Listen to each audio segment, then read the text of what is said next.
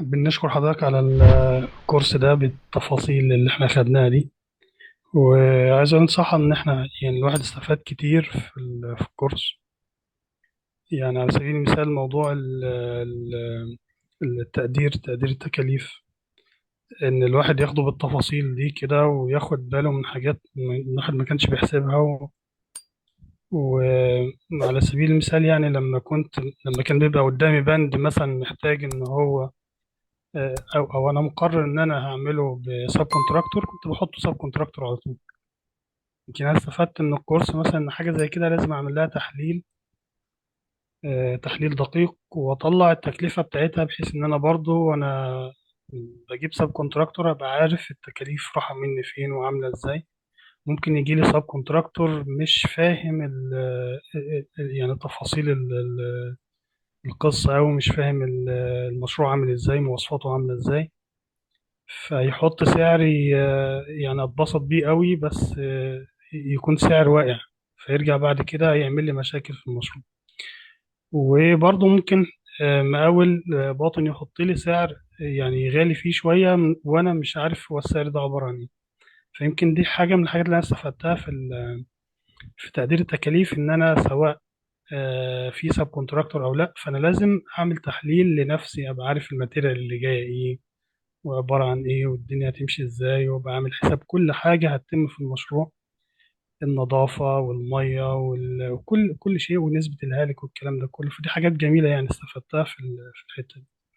في حتة الكنترول بصراحة كان في حاجات جديدة عليا، يعني حاجة زي شيت المخازن والتكويد والكلام ده كله. دي حاجات جميلة قوي، وحاجات مش سهل إن الواحد يحصلها كده بسرعة كده، ومحتاجة فعلا تدقيق جدا، ومحتاجة إن الواحد يعني يدرسها كويس أوي ويراجع عليها مرة واتنين عشان خاطر يقدر فعلا يسيطر على النقطة بتاعة الكنترول دي حتة يعني. يعني احنا واحنا بناخد المحاضرتين بتوع الكنترول دول، الواحد كانت دماغه وجعاه من كتر التفاصيل، يعني من كتر الكلام. ففعلا يعني الواحد أدرك حاجات كتير ما كانش يعني واخد باله منها قبل الكورس.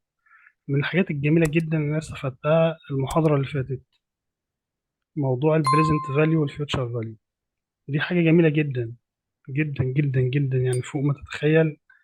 يعني بتنقص ناس كتير جدا، سواء اللي هيشتغل في الكوست او اللي مش هيشتغل فيها. يعني على سبيل المثال كان مهندس صاحبي كده، وبندرس حاجة كده عاوزين ناخدها كده في يوم من الأيام كشغل خاص لينا. فبنتكلم على إن في نسبة 10% هناخدها بعد مدة كبيرة قوي، مش بعد سنة مثلا زي ما هو معتاد يعني. فأنا رفضت المشروع لهذا السبب. قلت هي العشرة في المية دي لما تجيلي بعد كذا سنة هي تساوي كام في إيدي النهاردة؟ وما عرفتش أترجمها لأرقام.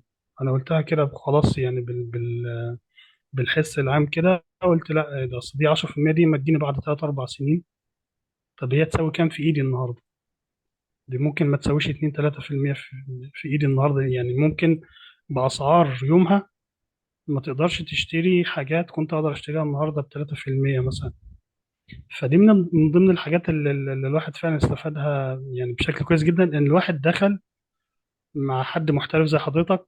آه، اخدنا من عندك حاجات ما كناش هناخدها غير في الممارسة جوه المشروع. الله اعلم كنا هناخدها بشكل عامل ازاي. جزاك الله خير يا باشمهندس. الحمد لله. الحمد لله. اهم حاجه بقى التطبيق بتاع الكنترول، وتبعت لي برضو الشيت كده زي التندر يعني المهندس وانا محمد. انا عايز اقول للناس المهندس محمد تقريبا هو الوحيد اللي كمل الشيت ما شاء الله منفردا، وبعته لي كامل بتاع الاستيميشن.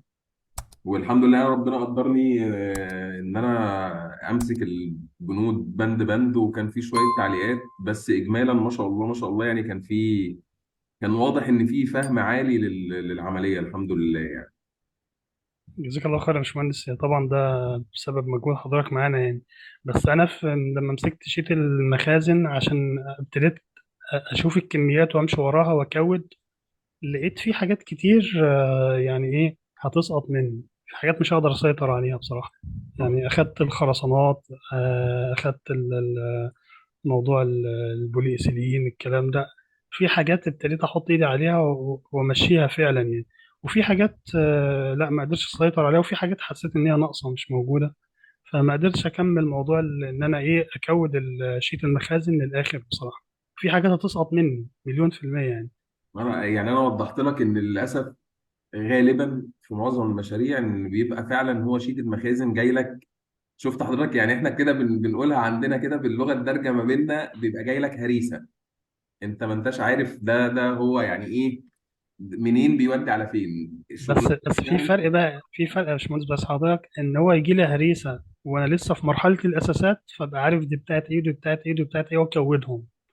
مظبوط. ويجي لي هريسه بعدها بشهر، فابقى عارف الحاجات اللي نزلت عندي في الموقع دي كانت بتاعت بند ايه ودي بتاعت ايه ودي بتاعت ايه، وارجع واكودهم واضيف واكمل. عشان كده من كنا. ان استلموا هريسه واحده في الاخر كده. لا، عشان كده كنت باكد دايما على حته العلاقه مع الناس بتوع المخازن، ان انا احاول من البدايه لو هو مش هيلتزم معايا اتكفل انا بمساله التكويد دي من اول يوم، لان هي دي اللي هتريحني انا بعد كده. هو مش فارق معاه، لكن بعد كده انا اللي هحتاس فيها وانا اللي هلوص فيها لما ما اعرفش اعمل الوكيشن لكل ماتيريال على الايتم بتاعه. فعشان كده وانا كنت.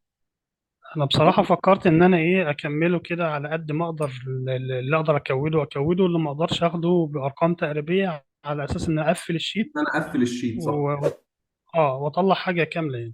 صح. بس يعني ايه الموضوع ده عايز كده الواحد يبقى رايق كده يومين ورا بعض كده ويركز فيه الصراحه. بس روق براحتك وكملوا بعد ما تكملوا وابعتهولي، ما تشغلش بالك اه ان خالص في اي وقت. شاء الله. ان شاء الله.